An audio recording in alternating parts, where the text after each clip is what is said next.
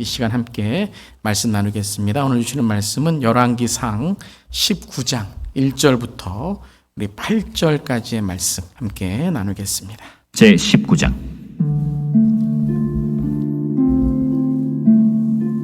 아합이 엘리야가 행한 모든 일과 그가 어떻게 모든 선지자를 칼로 죽였는지를 이세벨에게 말하니 이세벨이 사신을 엘리야에게 보내어 이르되 내가 내일 이맘때에는 반드시 내 생명을 저 사람들 중 한 사람의 생명과 같게 하리라.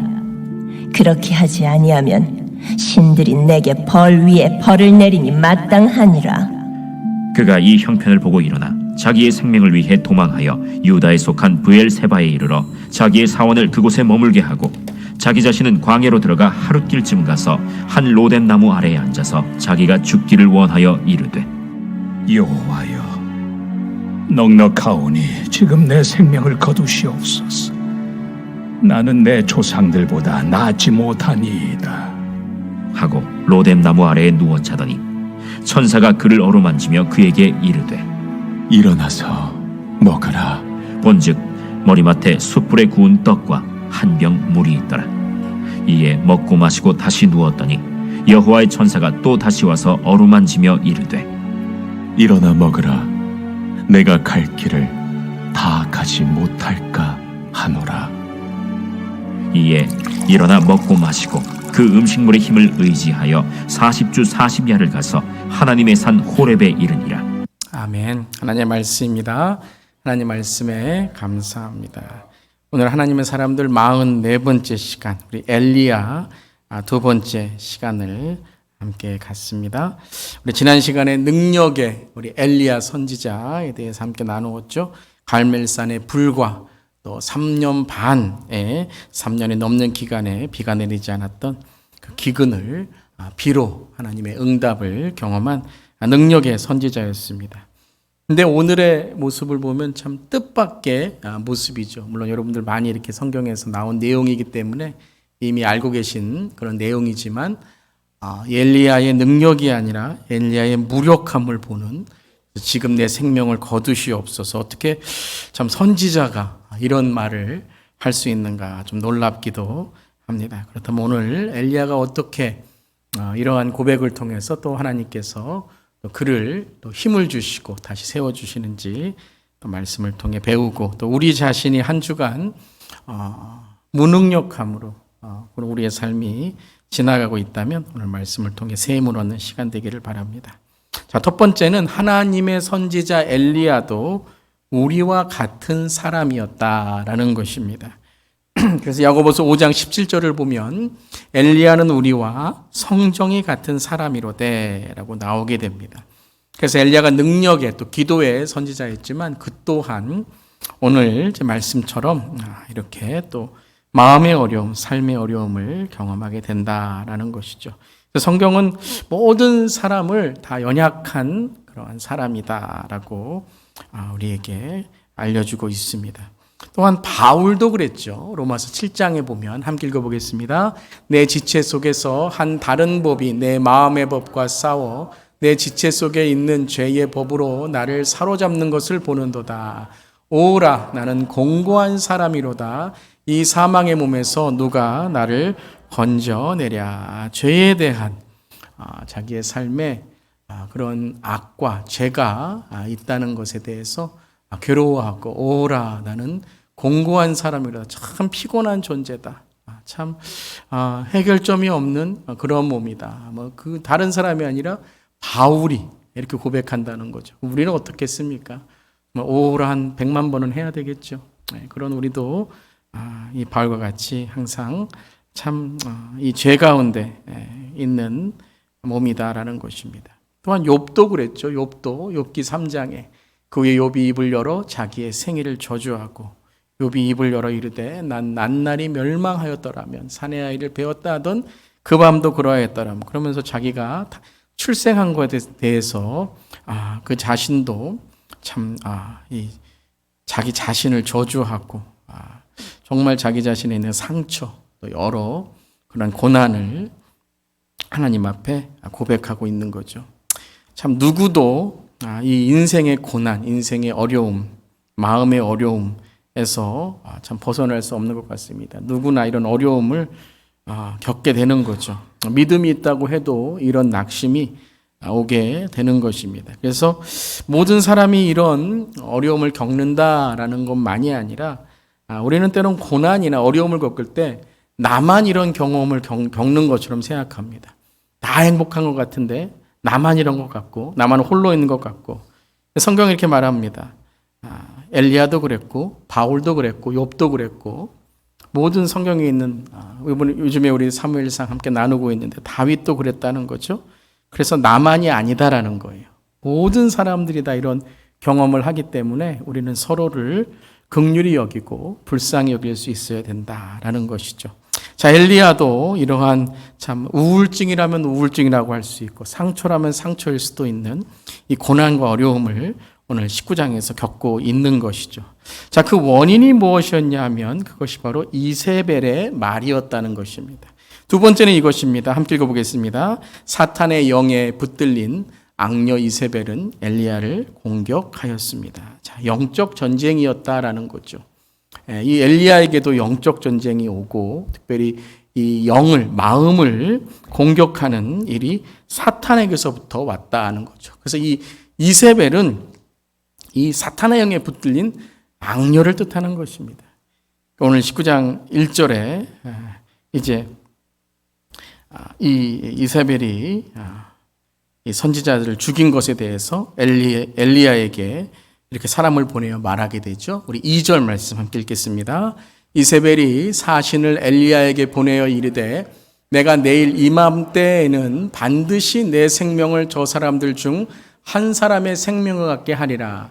그렇게 하지 아니하면 신들이 내게 벌 위에 벌을 내림이 마땅하니라 한지라. 참 이 아합이 있을 때에는 엘리야가 갈멜산에서 불을 내리라 막 그러는데 그 이세벨의 협박에는 이렇게 두려운 마음이 들었던 것 같습니다. 그래서 여자가 무서운 것 같아요. 아합은 별로 안 무서웠던 것 같은데 엘리야가 이세벨의 이 한마디에 두려움을 갖고 무서워했다라는 거죠. 이건 이세벨이다라는 한 여인이 아니라 이 사탄의 공격이 이제 엘리야의 마음과 영을 공격하고 있는 것이죠. 베드로전서 5장 8절에도 이렇게 말씀하셨죠. 함께 읽겠습니다. 근신하라 깨어라 너희 대적마귀가 우는 사자같이 두루다니며 삼킬 자를 찾나니. 대적마귀가 어떻게 한다고요? 우는 사자처럼 두루다니며 삼킬 자를 찾는다라는 것입니다. 그래서 우리는 어떻게 해야 되죠? 근신하고 깨어있으라. 근신하고 깨어있으라. 근신하고 깨어있는 것은 눈을 크게 뜨라는 것이 아니라 누구를 붙들고 누가 보여야 된다는 거죠? 예수 그리스도가 보여야 되고 예수 그리스도를 붙들어야 된다는 거예요. 우리 자신에게 힘이 있는 것이 아니라 바로 예수 그리스도 우리의 구주 되신 주님을 붙들 때에 우리가 근신하고 내 삶을 돌아보고 또 깨어 있을 수 있는 것이죠. 여러분 항상 사탄의 공격을 준비하시고 깨어 있으시길 바랍니다. 그냥 우리가 모르는 사이에 들어오는 거예요. 그냥 마음속에 우리의 영 가운데 모르는 사이에 이 우는 사자같이 이제 들어오는 것입니다. 그래서 늘 우리는 말씀으로 깨어 있어야 되고 기도로 깨어 있어야 되고 늘 예배를 붙들어야 되고 또 서로 격려하고 세워줘야 되는 줄 믿습니다. 이 사탄이 참 그렇습니다. 교회 안에서도 말 한마디 갖고도 이 마음의 소원함 갖고도 이게 우리가 참 조심해야 되고 또 우리가 깨어 있어야 되는 것이죠. 자, 그래서 오늘 엘리야가 겪고 있는 오늘 이 공격은 밖에서 온 공격이라기보다 엘리야의 마음 안에 심령 안에 있었던 거죠. 그렇게 여러분 갈멜산에서 바알 선지자, 아세라 선지자 그 많은 850명을 그렇게 이기고 죽이고서 어떻게 이런 엘리야의 이런 고백이 있을 수 있나? 그것은 오히려 그 엘리야가 지금까지 어떤 낙심되는 상황 가운데 있는 것이 드러난 표현된 것이 표현된 것이 수 있습니다. 그래서 오늘 두 가지로 왜 엘리야가 이렇게 낙심하게 됐는가? 그래서 엘리야가 낙심하게 된 두 가지의 큰 이유를 오늘 말씀 가운데 또 어제부터 우리 17장, 18장, 19장을 보면서 우리가 함께 나누도록 하겠습니다. 첫 번째는 뭐냐면 승리가 실패가 되었다고, 승리가 실패했다고 생각하며 낙심하였던 거죠. 특별히 완벽주의자의 열등감이다라는 거예요. 승리가 크면 클수록 이 실망도 크다라는 거예요. 우리가 기대를 많이 하면 실망도 크잖아요. 그래서 어떤 이제 뭐 유명한 그런 사람들 뿐만 아니라 우리가 어떤 기대를 갖고 그 사람의 실망을 볼 때 오히려 우리가 더 낙담하게 되는 것이죠. 우리 가까운 사람들도 그렇습니다. 기대가 크기 때문에 실망이 큰 거예요. 그래서 때로는 기대를 좀 낮추는 것도 좋습니다. 너무 막 이 사람이 나에게 정말 잘해줄 거야. 이 사람은 정말 나에게는 정말 모든 게 완벽한 사람이, 그런 사람 없습니다. 그러니까 기대를 좀 낮춰야지만 우리가 또 주님만 바라볼 수 있는 것이죠. 근데 엘리야가 너무 크게 승리를 한 거예요. 850대 1입니다. 우리가 10대 1로 이겨도 어디 가서 내가 뭐 이겼다 이러는데 850대 1로 이겼다. 혼자서 다 싸웠다. 이건 대단한 승리죠. 그런데 오늘 이세벨이 뭐라고 말합니까? 내가 널 죽이겠다라고 말하는 거예요. 그거는 안 변한 것 같아요. 아합도 안 변한 것 같고, 그 내가 일으켰던 기적, 내가 일으켰던 그 모든 것들이 완벽하게 승리가 되었다고 생각하는데, 그 완벽한 것을 너무 자기가 기뻐하고, 지난 시간에 흥분하지 말라 그랬잖아요. 근데 너무 흥분하다 보니까 아니 아무도 안 변한 것 같아요. 끝나니까 뭐 설교 시간에는 은혜 받았다 아멘 그러는데 한 주간의 삶을 보니까 아무도 안 변한 것 같아요. 그러니까 너무 힘드니까 뭐라 그래요? 나 이제 목회 그만해야지. 뭐 그런 거죠. 너무 실망이 큰 거예요. 우리도 어떤 사람에 대해서 야, 저 사람 은혜 받았으니까 정말 변하겠다? 근데 말도 안 변하고 아무것도 안 변하고 뭐 예배도 안 나오고 그러면 어떻게 되죠? 야, 이거 뭐 신앙도 별 수 없구나라고 이야기하는 거죠. 자, 그것이 바로 오늘 3절입니다. 이렇게 시작을 하죠. 그가 이 형편을 보고, 이 형편이라는 것은 이세벨의 말을 뜻하는 것이 아니에요. 뭐 이 엘리야가 850대 1도 이겼는데 뭐 아합도 지금 앞에서 뭐 불 내리겠다라고 했는데 뭐 이세벨 뭐 물론 좀 무서운 존재이고 뭐 악한 여자이고 사탄의 영이 지금 정말 씌워져서 아합까지도 흔드는 여자이지만 그가 본 형편은 그게 아니라 자기가 승리를 했는데 아무도 안 변한 것 같은 거예요. 아니 어제 그렇게 승리했는데 오늘 뭐 아무것도 일이 안 일어나니 자기의 생명을 위해 도망하여. 이게 생명이라는 게 단지 자기가 죽을 것 같이 생각해서 도망간 것이 아니라 야, 여긴 소용이 없다는 거죠. 나는 쓸모가 없다는 거예요. 여기 있어도. 내가 아무리 위대한 선지자라도 뭐 아무도 나를 이젠 알아주지도 않겠구나. 그 형편을 보고 자기의 어떤 위치, 거기에 대한 위협감을 느꼈기 때문에 도망하게 되고 자기가 쓸모없다고 생각하면 자기를 죽일 거라고 생각하는 거죠. 이세벨만이 아니라 이스라엘 백성들도 이세벨에게 빠져서 그렇게 될 것이다 라고 생각한 거죠. 그래서 유대에 속한 부엘세바에 이르러 같이 읽겠습니다. 자기의 사환을 그곳에 머물게 하고 자기 자신은 광야로 들어가 하루길쯤 가서 한 로뎀나무 아래에 앉아서 자기가 죽기를 원하여 이르되 여호와여 넉넉하오니 지금 내 생명을 거두시옵소서 나는 내 조상들보다 낫지 못하나이다 하고. 자, 이 엘리야의 고백을 잘 한번 여러분 들어보시고 묵상해 보시길 바랍니다. 뭐라 그래요? 자기가 죽기를 원하이르되 여호와여 넉넉하오니. 넉넉하다는 게 뭐예요? 여기까지 했으면 됐다라는 거예요. 하나님 이 정도면 됐죠. 내가 뭐 이 정도 했으면 됐지. 뭘 내가 또 열심히 해야 되겠습니까? 내가 뭘 바라야 되겠습니까? 이제는 그냥 끝내야 되겠습니다. 그러면서 뭐라고 그러죠? 내 생명을 거두시옵소서. 내 생명 가져가라는 거예요. 내 생명 가져가라는 거예요. 그러니까 은근히 지금 이 엘리야가 하나님을 뭐하고 있는 거예요? 원망하고 있는 거예요.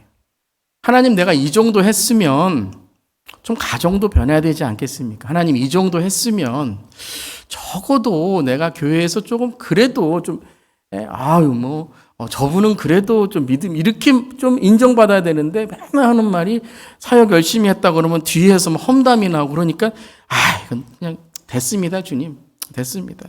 예? 그냥 뭐 주님을 위해도 해도 뭐 내가 뭐 아무것도 아니군요라고 하면서 이게 뭐예요? 자기 학대를 하고 있는 거죠. 예, 자기 학대. 근데 여러분 그럴 때가 있어요. 예, 부모님을 원망하는 자녀가 부모님한테는 어떻게 할 수 없잖아요. 그러니까 자기를 학대하는 거예요. 막 자기 몸을 학대한다거나 아니면 맨날 죽는다라는 소리를 한다거나 그래서 누구 마음을 아프게 해요? 예, 부모님 마음을 아프게 하는 거예요. 지금 엘리야가 하나님 내가 이 정도밖에 안 됩니까? 라는 것만이 아니라 하나님이 이 정도밖에 안 됩니까? 내가 이 정도 했으면 하나님 좀 병도 고쳐주시고 뭐 이 정도 했으면 좀 교회에서 내가 좀 인정도 받고 이 정도 했으면 목회도 좀 이렇게 좀 뭐 어떻게 해야 되지 않겠습니까? 그러면서 자기를 학대하면 나 죽겠습니다 주님 나 죽을 거예요. 그러면서 뭐라 하는 거예요? 하나님의 마음을 아프게 하는 거예요. 하나님 마음 아프시죠? 하나님 마음 아프시죠? 내가 이만큼 했는데 내가 얼마나 열심히 했는데 왜 나는 왜 이렇게 되냐라고 하면서 나는 내 조상보다 낫지 못하나이다. 뭐예요? 아니 조상들에게는 뭐 위대한 일도 이루어주고 뭐 모세 같은 경우에는 뭐 아주 뭐 위대한 뭘 했다 그러는데 엘리야는 분명히 나중에 이제 위대한 선지자라고 그러지만 지금 이 엘리야는 자기가 아무 쓸모 없다라고 생각하는 거죠. 그러니까 내가 소용이 없으니까 하나님마저도 아무 능력이 없다라고 생각을 하는 거죠. 이 로뎀나무인데요. 별나무도 아닙니다. 그러니까 이제 그냥 쌀이나무 같이 이렇게 마른 광야의 나무인데 저 나무 아래서 너무 외롭게 참 정말 초라하게 그렇게 하나님께 기도를 하고 있는 거죠. 하나님 여기서 그냥 하나님 나하고 그냥 끝납시다 이렇게 하는 거죠. 그뿐만 아니라 또 이제 하나님께서 네가 어디에 있느냐? Where are you? 네가 여기에 왜 있느냐라고 했을 때 두 번이나 이렇게 말합니다. 두 번이나. 우리 10절과 14절인데요. 함께 읽어보겠습니다. 그가 대답하되 내가 만군의 하나님 여호와께 열심히 유별하오니 이는 이스라엘 자손이 주의 언약을 버리고 주의 제단을 헐며 칼로 주의 선지자들을 죽였음이오며 오직 나만 남았거늘 그들이 내 생명을 찾아 빼앗으려 하나이다. 제가 별표를 위에다 해야 되는데 아래다 했는데 위에 열심히 유별하오니 우리 예전에 우리 개역 한글에 여러분 우리 많이 쓰는 말이죠. 뭐라 그러죠?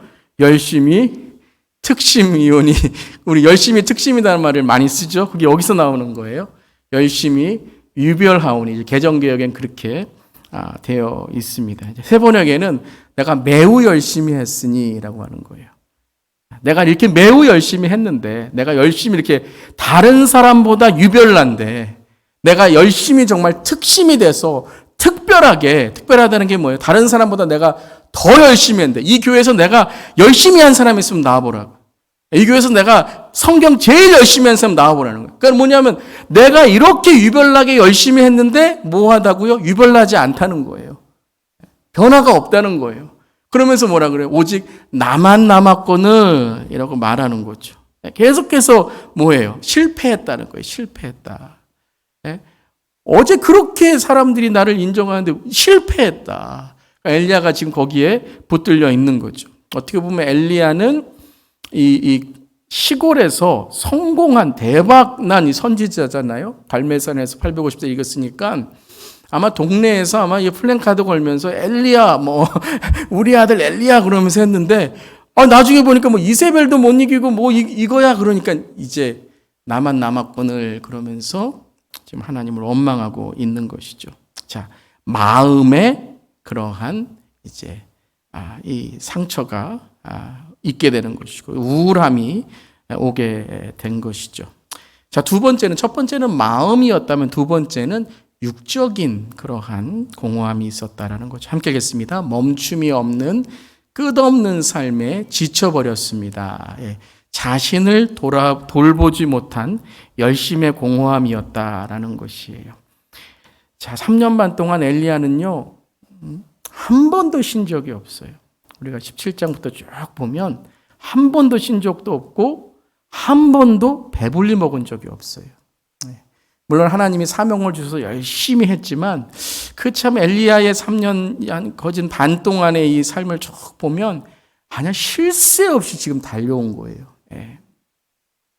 열왕기상 18장 보면 이제 17장부터 시작했지만 비가 내리지 않는다 그러면 사마리아 기근이 완전히 심하게 들어 버립니다. 그리고 10장 3절을 보면 우리가 지난 시간에 보았듯이 까마귀가 그를 먹이잖아요. 까마귀가. 그리고 신의 물을 먹습니다.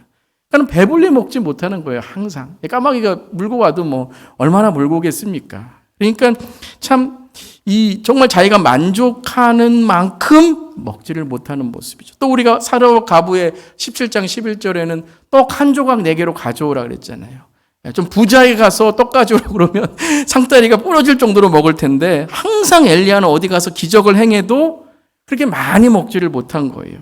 항상 어떻게 보면 하나님의 사명 그리고 목회도 열심히 하고 했지만 항상 무엇인가 육적으로 부족하고 배고픔이 있었다라는 것이죠. 그뿐만 아니라 우리 지난 시간에 보던 갈멜산에서도 아침부터 저녁까지 뭐예요? 이 바알의 선지자들과 계속 싸우고 저녁에는 뭐 또 해야 돼요? 예. 저녁에는 소도 잡아야 돼요. 아니, 소제라는 것은 다른 이제 그냥 이 곡식에 있는 거지만 또 번제도 드리고 양도 잡고 소도 잡고 예? 이 곡식도 드리고 그러니까 여러분 제사도 얼마나 지금 드리고 있는 것입니까? 아침부터 저녁까지 이러한 제사를 드리고 자기 지금 혼자잖아요. 그리고 또한 40절을 보면 함께 읽겠습니다. 엘리야가 그들에게 이르되 바알의 선지자를 잡되 그들 중 하나도 도망하지 못하게 하라 하며 곧 잡은지라 엘리야가 그들을 기손 시노에서 내려가서 거기서 죽이니라. 엘리야가 거기서 몇 명이요? 850명. 야, 이거 몇 시간 걸렸을까요? 뭐 밤새 해도 안 됐을 거예요. 네. 또한 여러분 18장 42절 저는 절대 못하는 거 어떻게 했죠? 아합이 먹고 마시러 올라가는데 엘리야는 이 비를 내려달라고 갈멜산 꼭대기로 올라가서 땅에 꿇어 엎드려 그의 얼굴을 무릎 사이에 놓고 7번이나 다시 갔다 와라 다시 왔다 와라 하는 것이죠. 여러분 이게 하나님의 사명이지만 하나님이 지금 엘리야를 사용하고 계시지만 엘리야가 지금 여러분 이 모든 일을 하고서 어땠을까요? 완전히 탈진돼 있는 상태라는 거죠. 자기 육적으로 지쳐있는 상태라는 것이죠. 물론 영적으로는 채워 있었겠지만 마음적으로는 하나님이 하셨구나. 갈멜산의 이 불과 그리고 하나님께서 3년 반 만에 비를 내리는구나 하고 이 흥분과 또 마음에 그러한 기쁨이 있었겠지만 육신적으로는 어때요? 지쳐 있었다는 거예요. 지쳐 있었다는 거예요. 참 우리가 여러분 때로는요 너무 쉼 없이 특별히 이민 생활에서 쉼 없이 우리가 일하고 또 여러 가지의 그런 우리 사역도 그래요. 교회 사역도 계속해서 정말 우리가 열심히 하다 보면 이런 공허함들이 있다라는 것입니다.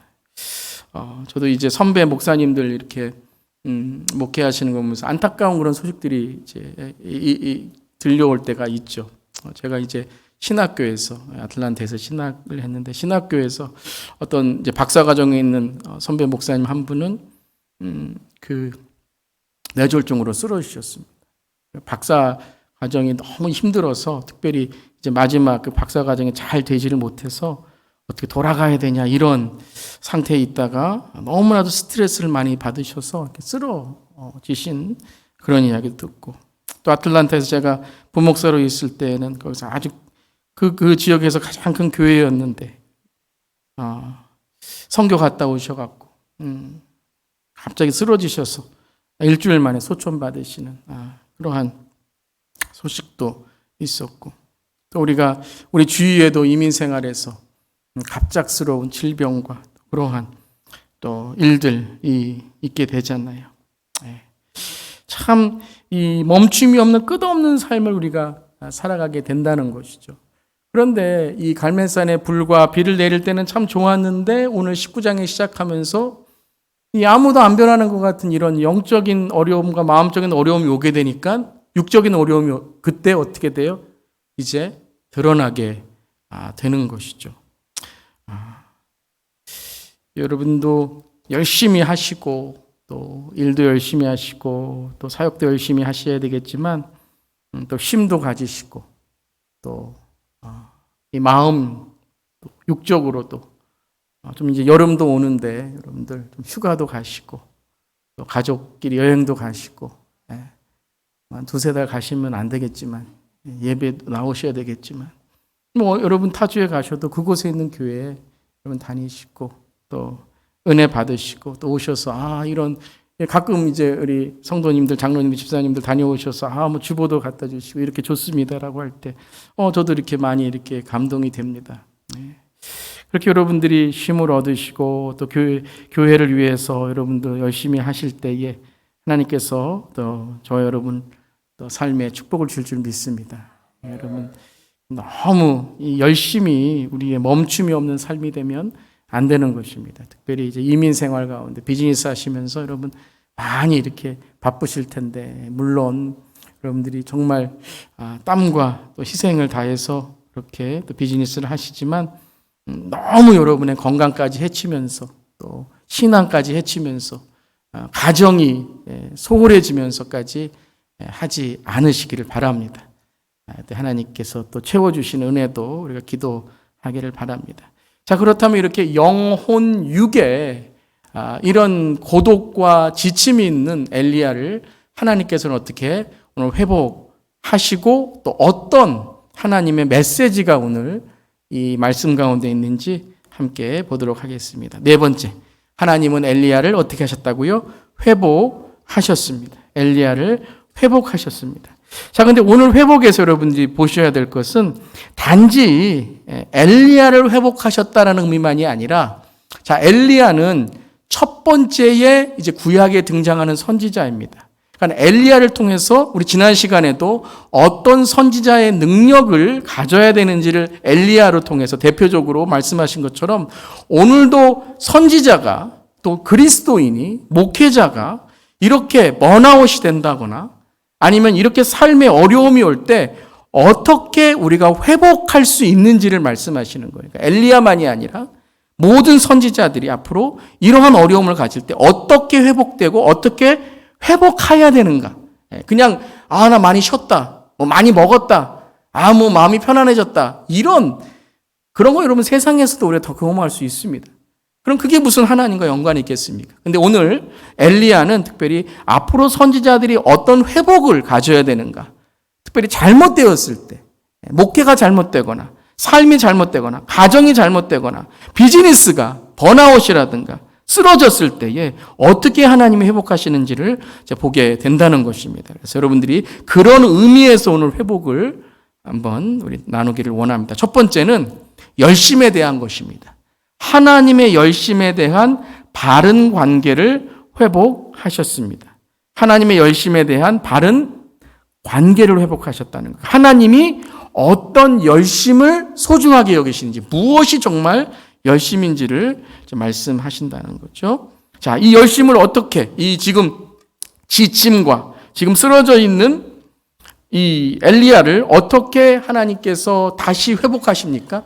우리 19장 5절 말씀 함께 읽겠습니다. 로뎀나무 아래에 누워 자더니 천사가 그를 어루만지며 그에게 이르되 일어나서 먹으라 하는지라. 제일 먼저 하나님이 어떻게 하셨다고요? 그에게 육적으로 필요한 것을 채워주셨다라는 거예요. 그에게 잠을 주시고 정말 오랜 기간 사역에 또 이 예언자의 삶에 또 이 영적인 전쟁에 너무 피곤해 있는 이 엘리야에게 로뎀나무에서 죽기를 간청했을 때 조금 자라. 그러니까 이게 지쳐서 자는 것도 있지만 하나님께서 그에게 잠을 주시고 그 다음에 어떻게 했어요? 어떻게 하셨어요? 천사를 보내셔서 그를 어루만져 주셨다는 거예요. 일어나 임마, 이게 아니라 너무 죽기를 원해? 왜 그런 말을 해? 이게 아니라 하나님께 어떻게 하셨어요? 일어나. 어루만져 주시면서 그 다음에 어떻게 하셨어요? 일어나서 먹어라. 가장 첫 번째에 필요한 것. 우리가 자꾸 어떤 영적인 것, 마음 어떤 그런 부분들만 강조하다 보면 육적인 걸 소홀할 때가 있습니다. 그렇지만 성경은 우리의 영혼 육이 다 강건해야 된다고 말씀하십니다. 영혼이 잘 돼야 되고 범사에 잘 돼야 되고 또 우리의 삶이 건강해야 될 줄 믿습니다. 강건해야 될 줄 믿습니다. 그래서 여러분, 우리의 삶이 회복되기 위해서는 뭐가 필요해요? 든든한 식사와 충분한 휴식이 필요합니다. 여러분, 끼니 잘 챙기시길 바랍니다. 끼니 잘 챙기시고 또 휴식도 충분한 휴식을 가지시길 바랍니다. 내가 요즘에 좀 피곤하다, 내가 요즘에 조금 이렇게 휴식이 없다 그러시면 시간을 내셔서 든든한 식사와 충분한 휴식을 가지시고 그리고 그와 함께 여러분의 육신이 회복되시길 바랍니다. 자, 그렇게 육신을 회복하시고 그렇게 하나님의 그 따스한 그러한 손길을 경험한 이후에 거기서 끝나지 않았죠. 다시 이 말씀을 하십니다. 우리 7절 말씀입니다. 함께 하겠습니다. 여호와의 천사가 또다시 와서 어루만지며 이르되 일어나 먹으라 내가 갈 길을 다 가지 못할까 하노라 하는지라. 자, 오늘 육적인 그런 지침을 채워주셨어요. 이 피곤함과 그 쉼 없이 달려왔던 그 엘리야를 휴식과 또한 먹을 것으로 채워주셨어요. 근데 그것으로만 끝난 게 아니죠. 다시 일어나 먹으라 한 다음에 뭐라고 하셨죠? 아직 너의 사명이 있다라고 말씀하시는 거예요. 내 갈 길이 아직 있다라는 거죠. 다시 말씀드린 이것입니다. 여기서 죽으면 안 된다는 거예요. 너는 여기서 죽는 삶이 아니라 너는 더 살아서 하나님의 뜻을 이루어야 된다라는 거예요. 그러니까 어떻게 나는 소용없어요. 다시 힘낸 다음에 하나님 내가 힘냈으니까 내가 로뎀나무에서 저 로뎀나무에서 나를 죽게 해주세요가 아니라 너는 여기서 죽을 사람이 아니라는 거예요. 여기서 끝날 사람이 아닌 거예요. 너는 하나님의 사명이 하나님의 뜻이 아직 있다라는 거예요. 여러분 육신만 회복한다고 우리의 삶이 의미 있는 게 아닙니다. 먹고 사는 문제가 해결됐다고 해서 우리가 행복한 게 아니죠. 우리의 삶에 하나님의 뜻, 하나님의 계획, 하나님의 의미가 있을 때 우리의 인생은 행복한 줄 믿습니다. 그러니까 먹고 사는 문제도 해결해야 되겠지만 거기서만 끝나는 것이 아니라 든든한 식사와 충분한 휴식도 필요하겠지만 그렇다고 영원히 휴식을 하고 영원히 우리가 신앙을 소홀히 해야 되면 그건 더 어리석은 사람이라는 거죠. 일어나 먹어. 그리고 어떻게 하는 거예요? 먹으라. 내 갈 길을 다 가지 못할까 하노라. 너에게 아직 끝나지 않았으니 힘을 내어 어떻게 하라고요? 하나님의 사명으로 나아가라는 거죠. 그래서 8절에 이에 일어나 먹고 마시고 그 음식물에 힘을 의지하여 아주 의도적으로 육적인 게 중요하다. 육적인 힘이 중요하다는 거예요. 힘이 없는 자에게 여러분 기도하겠습니다도 중요하지만 뭐 하셔야 돼요? 같이 식사도 하셔야 돼요.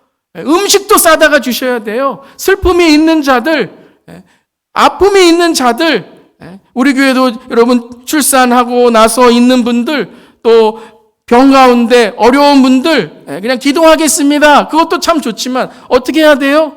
우리 경조부도 있고 또 우리 목장도 있고 여러분들이 서로 기도의 채널을 통해서 어떻게 우리가 돕고 어떻게 우리가 육적으로도 세워줄 수 있을까? 그때 여러분 하나님의 사랑이 마음만이 아니라 육신에도 채워질 줄 믿습니다. 우리 목자분들, 또 우리 경조, 우리 사역원, 또 우리 여러 우리 당회와 또 우리 리더십, 여러분, 이렇게 우리가 서로의 사랑을 영적인 기도와 함께 또 우리 육적으로 채워주고 사랑을 전해줄 수 있기를 바랍니다. 이것을 통해서 이제 하나님의 사명을 음식물의 힘을 의지하여 40주 40야를 가서 이건 뭐예요? 40일 동안 계속 먹여주셨다는 거예요. 회복의 기간이 필요하다는 거예요. 하루아침에 못 일어납니다. 하루아침에 뭐 이렇게 어려웠던 분이 다시 와서 막 힘을 내지 못합니다. 좀 기다려 주셔야 돼요. 영적으로 힘들면 좀 기다려 주셔야 돼요. 육적으로 힘들면 좀 기다려 주셔야 돼요. 그래서 40일 동안, 40일이 뭐예요? 새로운 시작, 회복의 기간 아니에요. 그 40일, 오늘 엘리야도 선교적산 블레싱 40일, 선교적산 블레싱 40일, 이거 한 거죠. 회복하자, 회복의 40일을 한 거예요. 그러고서 어디를 갔죠? 자, 이제 나는 세상적으로 살 거야. 힘 얻었으니까 나는 이제 다시 하나님께 안 가. 그것이 아니라 하나님의 삶 호렙에 이르니라. 호렙산으로 이르게 된다는 거예요. 그러면서 하나님께서 그를 회복해 주셨다라는 것이죠. 즉 하나님의 열심이 너에게 있다는 거예요. 하나님이 너를 위해서, 엘리야를 위해서 엘리야의 열심보다 더 열심히 엘리야를 회복하게 하시고 엘리야를 먹여주시고 엘리야보다 먼저 가셔서 엘리야를 기다리시는 하나님이라는 거예요. 그걸 우리가 잊지 않아야 됩니다. 우리가 아무리 열심히 해도 하나님의 열심보다, 아무리 우리가 심장이 뛰어도 하나님의 심장보다, 우리가 아무리 사랑을 해도 하나님의 사랑보다는 더하지 않은 줄 믿습니다. 교만하지 않아야 돼요, 여러분. 우리가 알면 얼만큼 알고, 우리가 기도하면 얼만큼 기도하고, 우리가 여러분 이 세상에서 유명하면 얼마나 유명하겠습니까? 하나님보다 앞서면 안 되는 거예요. 어찌 보면 엘리야의 이 오늘 열심은 교만이었다는 거예요. 그래서 우리가 열심히 특심이라는 말이, 야, 그렇게까지 열심히 하면 교만해질지 몰라. 그 말로 쓰는 거. 유별나게 열심히 하지 말라는 거예요. 유별나게 열심히라는 것은 그러니까 열심히 하지 말고 그냥 중간에만 있어. 그 말이 아니잖아요. 하나님보다 앞서지 말라는 거예요. 하나님이 유별나시고 하나님이 특별하셔야지. 여러분, 교회에서도 그렇고요. 제 자신에게도 목회에도 그렇습니다. 우리가 하나님보다 앞설 때가 얼마나 많은지 몰라요. 하나님이 계획하신 것보다 얼마나 더 앞서는지 몰라요. 하나님이 기다리라고 하시면 기다리는 거고, 멈추라 그러면 멈추는 거고. 왜요? 하나님의 때가 있고 하나님의 뜻이 있는 줄 믿습니다. 그걸 믿으려면 우리는 하나님을 신뢰해야 돼요. 하나님은 정말 열심히 있는 분이구나. 하나님의 열심은 어떤 열심이에요?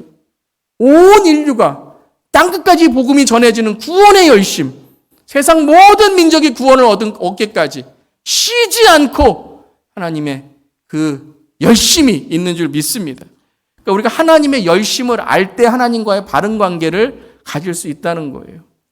특별히 우리 리더십, 또 여러분들 믿음이 오래되신 분들은 우리가 항상 하나님과의 관계 속에서 열심을 가져야지. 저도 그렇지만 우리가 조금 안다고, 교회에서도 오래 신앙생활 했다고, 누구보다 먼저 교회에 왔다고, 내 열심으로 하나님이 아니라 다른 사람과의 관계로 우리가 더 앞서고 더 우리가 높으려고 하면 그게 뭐라고요? 지난 우리 주일날 했던 행위와 자랑의 섬김이라는 거예요. 잘못된 습관이라는 거예요. 그래서 하나님께서는 오늘 이 엘리야를 회복하시면서 그를 하나님의 산으로 인도하셨다는 거예요. 시편 127편 2절에 보면 이런 말씀이 있죠. 함께 읽겠습니다. 너희가 일찍이 일어나고 늦게 누우며 수고의 떡을 먹음이 헛되도다. 그러므로 여호와께서 그의 사랑하시는 자에게는 잠을 주시는도다. 여러분, 요즘에 불면증 있으신 분들 있으십니까?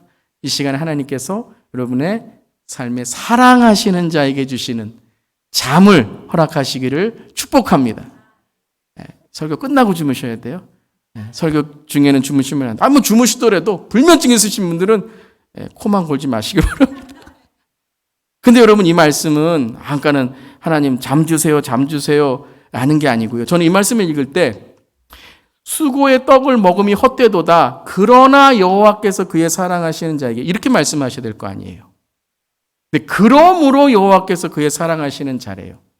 그러니까 앞에 말씀하고 뒤에 말씀이 상반된 게 아니라 연결된다는 거죠. 내 인생에서 단지 먹고 사는 문제로 살아가는 사람은 어떻다고요? 일찍이 일어나고 늦게 누우며 수고의 떡을 먹음이 다 어떻다고요? 헛되다는 거예요. 그런데 여러분, 그것이 헛됨을 알고 내 삶의 하나님의 의미로 일찍 일어나고 늦게 누우며 수고의 떡을 먹음이 하나님이 나를 돌보셔야지만 모든 의미가 있습니다라고 고백하는 사람은 어떻다고요? 그러므로 그들은 그것을 하나님께 맡김으로 하나님이 그 사랑하는 자에게, 하나님께 맡긴 하나님의 자녀들에게 무엇을 주신다고요? 평강을 주신다는 거예요. Peace be with you. 평강을 주신다는 거예요. 사랑하는 성도 여러분, 우리의 삶의 주인은 우리가 아닙니다. 우리의 비즈니스의 주인은 우리가 아닙니다, 여러분. 우리의 자녀들의, 우리의 손주들의 주인은 우리가 아닙니다. 여러분, 진짜 아멘 하셔야 오늘 잠이 온다니까요. 왜요? 비즈니스는요, 항상 롤러코스터가, 저는 비즈니스 안 해봐서 모르지만 제가 목회를 하면서 많이 봤습니다. 잘 되신다 그러면서도 조금 지나면 또 무슨 문제가 있고, 자녀들도 그렇고, 대학교 가면 좋을 것 같은데 또 결혼하면 그렇고, 애 낳으면 그렇고, 점점 계속해서 무엇인가 우리의 삶에는 일어나고 누우며 수고하는 모든 것들이 정말 우리의 삶에 주님, 고난밖에 없군요라고 고백할 수 없는 거예요. 고백할 수밖에 없는 거예요. 그러므로 우리는 하나님께 모두 맡겨야 될 줄 믿습니다. 그래서 하나님께 맡기는 자에게, 즉 하나님과의 참된 관계를 갖는 자들에게 참 쉼을 주신다는 거예요. 여러분, 이 쉼을 가지시기를 바랍니다. 뭐 여행을 가야, 휴가를 가야, 뭐 내가 어떻게 며칠을 쉬어야, 물론 그것도 하셔야 되겠지만, 여행 갔다 오면 다 뭐라 그러죠? 집이 좋아. 갔다 오면 다시는 안 가야지. 또 싸웠네. 뭐 또 피곤하네. 그게 아니라 하루를 가더라도, 우리가 한 시간을 우리가 잠을 자더라도 평안한 숙명과 하나님께서는 안식의 삶이 되어야 될 줄 믿습니다. 그것은 딱 한 가지, 하나님과의 바른 관계를 통해서 우리의 열심히 하나님께 주시는 하나님의 뜻과 계획이 되어야 된다라는 것이에요. 자, 그것을 엘리야에게 회복해 주시고, 두 번째 함께 읽겠습니다. 하나님의 임재에 대한 바른 믿음을 회복하셨습니다. 엘리야는요, 갈멜산의 불과 이 3년 반 동안 내리지 않았던 비를 내리면서 하나님은 큰 것에만 임한다라고 생각한 거예요. 부흥은 사람들이 많이 모여야 되고, 부흥은 뭔가 막 사람들이 막 쓰러져야 되고, 부흥은 물론 그게 부흥이지만, 그렇게 부흥으로 올 수도 있지만 그것만이 부흥이 아니라는 거죠. 왜요? 참다운 부흥은 영적인, 또한 하나님의 임재를 경험하는 사람들 속에서 일어난다라는 것이에요. 그래서 그걸 깨닫게 하시는 거예요. 여러분, 그걸 훈련하셨는데 엘리야가 그걸 잊어버렸어요. 그게 까마귀였고 그게 사르밧 과부였잖아요. 그런데 엘리야가 어느 순간부터 이게 사람들이 모이기 시작하니까, 이 교회 재정이 늘어나기 시작하니까, 사역에 사람들이 칭찬을 하니까, 뭐 교회 조금 다녔고 뭘 안다 그러니까, 야, 뭐 무슨 뭘 인도해라, 뭐 이번엔 기도해달라 하고 하니까 어떻게 됐어요? 이게 너무 역계에 힘이 들어간 거예요. 그러니까 하나님의 임재는 뭐 바람, 지진, 뭐 불 가운데 임해야 되는구나. 그러니까 이게 이세벨이 변화 안 하니까 어때요? 하나님 쓸모없구나라고 말하는 거예요. 자, 그 회복 훈련을 다시 하십니다. 19장 11절, 12절 말씀입니다. 함께 읽겠습니다. 여호와께서 이르시되 너는 나가서 여호와 앞에서 산에 서라 하시더니 여호와께서 지나가시는데 여호와 앞에 크고 강한 바람이 산을 가르고 바위를 부수나 사람 가운데에 여호와께서 계시지 아니하며 바람 후에 지진이 있으나 지진 가운데도 여호와께서 계시지 아니하며 또 지진 후에 불이 있으나 불 가운데도 여호와께서 계시지 아니하더니 불 후에 세미한 소리가 있는지라. 아멘. 아멘. 하나님께서 지금 실습 교육을 하고 계신 거죠. 시청각 교육을 하고 계신 거죠. 바람이 부는데 바람 가운데도 하나님께서 안 계세요. 지진이 있는데 지진 가운데도 안 계세요. 그럼 불이죠. 하나님은 불이시잖아요. 불 가운데 하나님이 계셔야 되는데 거기도 안 계신 거예요. 그런데 세미한 소리로, 아무것도 일어나지 않는 그 가운데 세미한 소리로 들리니라. 그 소리가 있는지라라는 것이죠. 즉 그에 대해서 하나님의 임재가 무엇인지에 대한 바른 믿음을 갖게 하셨다라는 것입니다. 이것이 회복돼야지만 그는 예언자와 선지자로서의 능력을 갖게 되는 거죠. 가장 가난한 자에게 가라고 했던 하나님께서 가장 세미한 음성을 들을 때야지만 하나님의 예언과 선지자의 합당한 자가 된다라는 것입니다. 사랑하는 성도 여러분, 많은 사람들이 모이고 그냥 함께 부르짖으며 기도할 때만 하나님의 임재를 경험하시는 것이 아니라 혼자 계실 때, 가장 낙심될 때에도 하나님의 임재를 통해 회복되는 그러한 여러분 되기를 주님의 이름으로 축복합니다. 마지막 세 번째입니다. 함께 하겠습니다. 하나님의 동력에 대한 바른 자세를 회복하셨습니다. 아마 이것이 이제 엘리야에게 주시는 가장 큰 교훈일지 모릅니다. 왜냐하면 엘리야는 계속 뭐라 그랬죠? 나 혼자, 나 혼자, 나 혼자. 나 혼자밖에 남지 않았다는 거예요. 그래서 번아웃이 된 것도 많은 일 때문이 아니라 나 혼자 일한다고 생각했기 때문이에요. 여러분 그렇습니다, 여러분. 많은 일에서 번아웃 되는 게 아니에요. 나 혼자만 일한다고 생각할 때 번아웃이 되는 거예요. 그래서 우리는 서로 도울 수 있어야 돼요. 말이라도 예쁘게 해야 돼요. 그런데 엘리야는 그 사명에 대해서 오해했습니다. 하나님이 주신 엘리야에 대한 사명은 뭐냐면 나는 혼자서 모든 일을 해야 된다라는 거예요. 하나님은 나를 부르셔서 이스라엘 백성에게 나밖에 없는데 지금 이스라엘 백성에서 하나님을 따르는 자는 나밖에 없다라고 생각한 거예요. 그래서 내가 이 일을 해야 된다라고 생각한 거예요. 그런데 내가 해야 되는데 내가 지금 힘이 빠지고 내가 지금 우울해 있으니까 뭐예요? 아무도 이 하나님을 위해 할 사람이 없구나라고 생각하니 그냥 여기서 생명이 끝나는 것이 낫겠다. 이제 하나님의 사역은 끝났구나라고 생각한 거죠.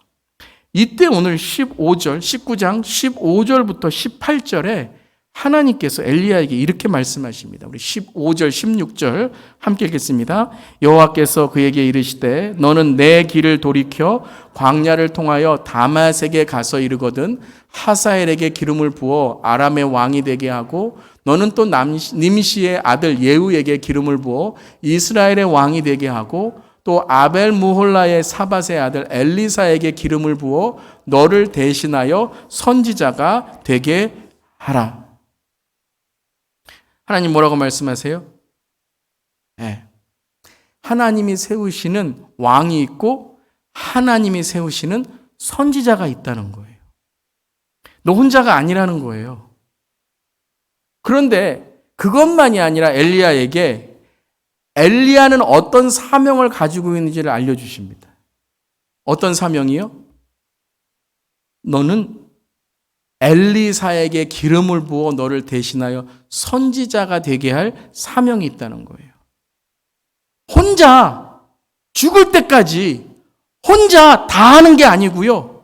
엘리야는 그 기적과 그 하나님의 뜻을 통해서 이제 다음 세대를 계승할 선지자가 돼야 된다는 거예요.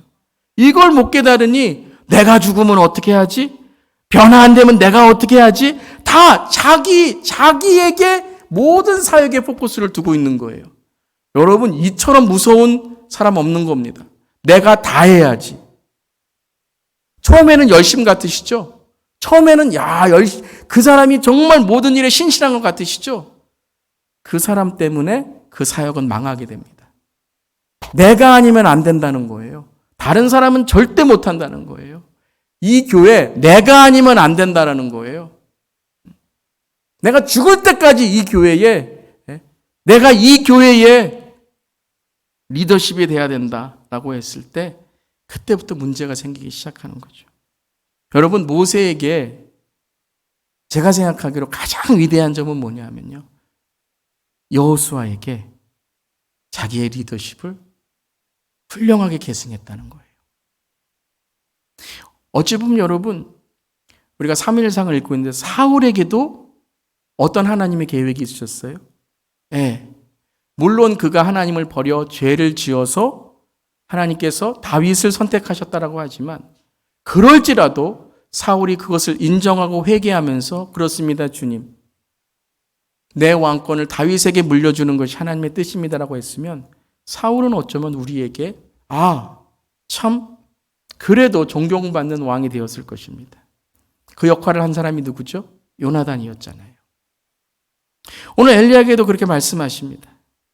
너의 사명은 네가 모든 것을 다 하는 것이 아니라 엘리사를 세워서 너의 계획을 계속 하나님의 뜻을 계속 이어가는 거다라고 말씀하시는 거예요. 17절 18절입니다. 함께 읽겠습니다. 하사엘의 칼을 피하는 자를 에후가 죽일 것이요 예후의 칼을 피하는 자를 엘리사가 죽이리라. 그러나 내가 이스라엘 가운데서 7,000명을 남기리니 다 바알에게 무릎을 꿇지 아니하고 다 바알에게 입맞추지 아니한 자니라. 이 말씀을 듣고 엘리야가 깨집니다. 그래서 19절부터 여러분이 읽어보시면 하나님의 사명을 이루고 엘리사를 찾아갑니다. 이 말씀에서 깨어집니다. 여러분, 이 말씀이 뭡니까? 7,000명을 남겼다라는 게 뭐예요? 엘리야야 7,000명을 남겼으니까 네가 이제 7,000명을 이끌고 이세벨에 가서 그래 그 이세벨과 싸우라는 말씀일까요? 아니에요. 너와 같은 사명을 가진 7,000명이 있다는 거예요. 엘리사가 안 했으면 7,000명의 선지자들, 7,000명의 리더들이 그 일을 했을 거라는 거예요. 네가 했기 때문이 아니라 하나님이 너를 선택했기 때문에 네가 그 일을 할 수 있었다는 거예요. 여러분 말씀 보세요. 다 바알에게 무릎 꿇지 아니하고 다 바알에게 입맞추지 아니한 자니라는 거예요. 그냥 7,000번을 남겼는데 너를 위해서 7,000명을 내가 보낼게라는 말씀이 아니라는 거예요. 너가 7,000명이 있으니까 야 너 힘내서 이제 이세벨에 가 그런 말씀이 아니라는 거예요. 너는 엘리사를 계승하는 일이 너에게 마지막 사명이고 하나님의 그러한 사명들은 누가 감당한다고요? 7,000명이 감당할 거라는 거예요. 여러분 제가 아니래도 하나님의 말씀 전할 사람이 있습니다. 우리가 아니래도 이 마지막 때에 하나님의 복음을 전할 자가 있다는 거예요. 생색나지 않기를 바랍니다. 하나님 제가 하나님 믿어드릴 테니까 하나님 내가 오늘 예배 드려드릴 테니까 하나님 내가 좀 사역 좀 해드릴 테니까 하나님 제가 설교 좀 해드릴 테니까 목회 좀 해드릴 테니까 여러분 그런 마음 가지면요 우리 모든 로뎀나무에서 이렇게 된다니까요. 그런데 하나님 이렇게 말씀하십니다. 내가 너를 쓰고자 하니라. 내가 너에게 하나님의 계획과 사명이 있도다라고 말씀하시는 겁니다. 사랑하는 성도 여러분, 교만은요 우리의 사명과 사역을 망하게 하는 거예요. 하나님은 말씀하십니다. 너는 이제 너의 사명을 갖고 나아가라 라고 말씀하시는 것입니다. 내가 아니더라도 하나님께서 사용하실 사람들이 많이 있는데 오늘 하나님은 우리를 통해서 하나님의 복음을 전하고 하나님의 사명을 전하기를 원하신다라는 것입니다. 그걸 깨달은다면 하나님 감사합니다. 그걸 깨달은다면 하나님 더 열심히 주님을 섬기겠습니다 라고 고백하는 우리 모두가 될 줄 믿습니다. 이것을 통해서 엘리야는 이제 신앙이 회복되게 되는 것입니다. 고난을 통해 모든 사람이 이런 회복의 신앙을 갖는 건 아닌 것 같습니다. 우울증에서 하나님께 주시는 은혜를 깨닫고 사명으로 깨닫기도 하지만 때로는 그 우울증에 북들려 있는 사람들도 있다라는 것이죠. 사랑하는 성도 여러분, 우리 자신을 위해 기도하는 것만이 아니라 우리 주위에 정말 이러한 고난 가운데 묶여 여전히 로뎀나무 아래에 있는 우리 주위에 있는 이웃들, 잃어버린 영혼들을 위해서 기도하는 우리 모두 되기를 바랍니다.